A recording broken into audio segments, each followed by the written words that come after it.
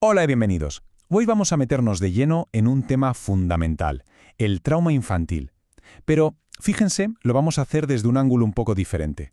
No tanto desde la definición clínica, sino intentando descifrar esos comportamientos de los niños que a menudo nos dejan completamente perplejos, porque esos comportamientos son en realidad el lenguaje secreto del cuerpo pidiendo ayuda.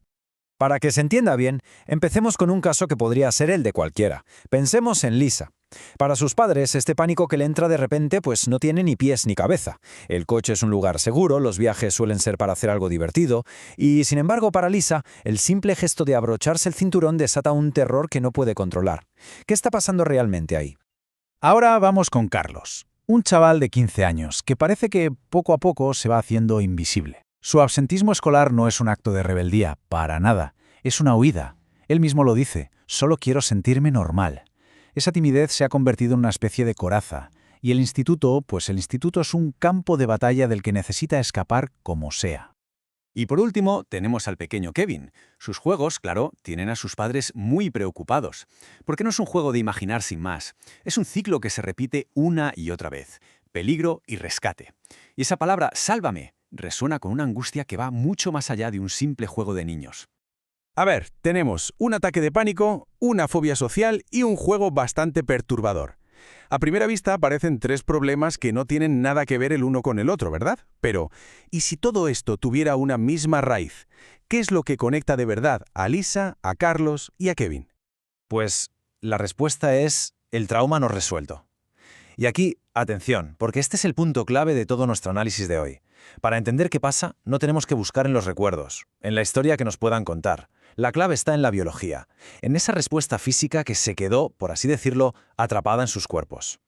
Es que el trauma no siempre grita, la mayoría de las veces susurra. Puede ocurrir un evento que desborde al niño y, bueno, la vida sigue.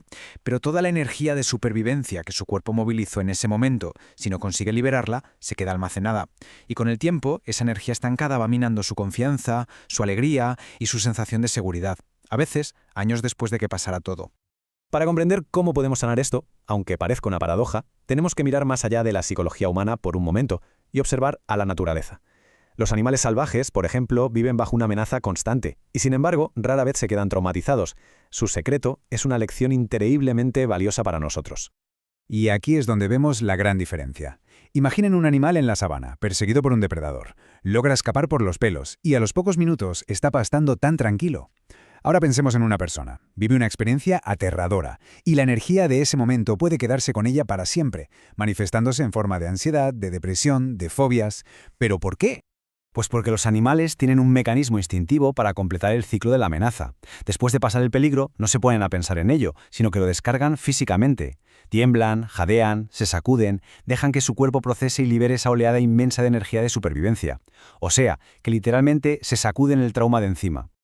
Y esta es la idea más esperanzadora de todas. Ese instinto no es algo exclusivo de los animales, es nuestra herencia biológica. Nosotros también tenemos dentro de nuestro propio cuerpo esa misma capacidad para temblar, para respirar hondo y para liberar la energía atrapada y volver al equilibrio. Solo tenemos que recordar cómo permitirlo. Muy bien. Entonces, ¿qué tipo de eventos pueden causar este estado de bloqueo? Aquí es fundamental que ampliemos un poco nuestra definición de trauma. No se trata solo de grandes desastres o de violencia extrema. Para un niño, un evento que le desborda por completo puede ser algo que un adulto ni siquiera consideraría importante. Pensemos en cosas que a veces se nos pasan por alto. Una caída de la bicicleta, una visita al dentista en la que se sintió inmovilizado, el acoso diario en el patio del cole, la noticia del divorcio de sus padres o simplemente un ruido muy fuerte y repentino. Cualquiera de estas experiencias puede superar la capacidad de un niño para gestionarla. Y este es un punto importantísimo. Que ocurra el evento no es una sentencia. La verdadera clave es lo que sucede justo después. Si un niño tiene a su lado a un adulto tranquilo que le da seguridad, que le permite llorar, temblar y sentirse a salvo después del susto, es muchísimo más probable que su cuerpo procese la experiencia y no desarrolle ningún síntoma de trauma. Así que, si la herida es fisiológica, la sanación también tiene que serlo.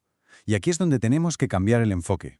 En lugar de preguntar qué pasó, empezamos a preguntar qué sientes en tu cuerpo. Empezamos a hablar el lenguaje de nuestro cerebro más instintivo, el que se encarga de la pura supervivencia. Es vital hacer esta distinción. Una emoción como el miedo es una interpretación compleja que hace nuestro cerebro. Pero las sensaciones son el lenguaje puro y duro del cuerpo. Un nudo en el estómago, calor en el pecho, un temblor en las piernas.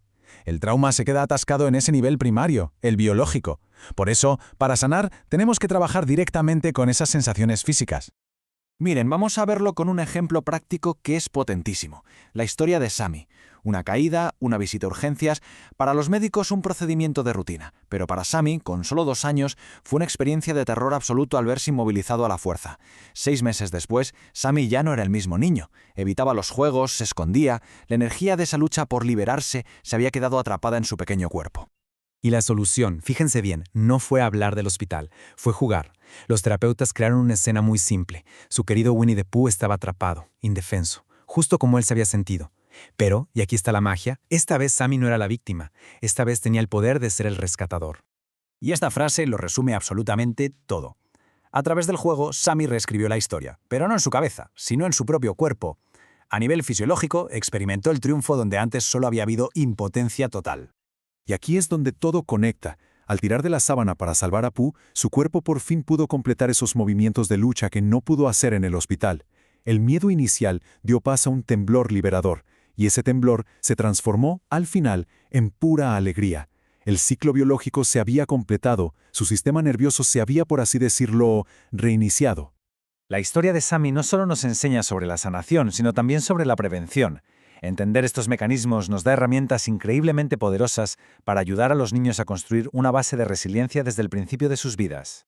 Podemos pensar en ello como si fuera una especie de vacuna emocional. Cada vez que acompañamos a un niño a atravesar un susto, una caída o un momento de miedo, permitiéndole sentir y descargar esas sensaciones en un entorno seguro, le estamos enseñando a su sistema nervioso que puede superar la adversidad. Estamos construyendo una resiliencia que le va a servir para el resto de su vida. Y terminamos con esta pregunta, porque lo que hemos visto hoy sugiere que la respuesta es un sí rotundo. El trauma no tiene por qué ser una sentencia de por vida. Si aprendemos a escuchar el lenguaje del cuerpo, podemos guiar a los niños no solo para que sanen sus heridas, sino para que descubran en ellas una fuente inesperada de fuerza, de dominio y de un profundo sentido de su propio poder.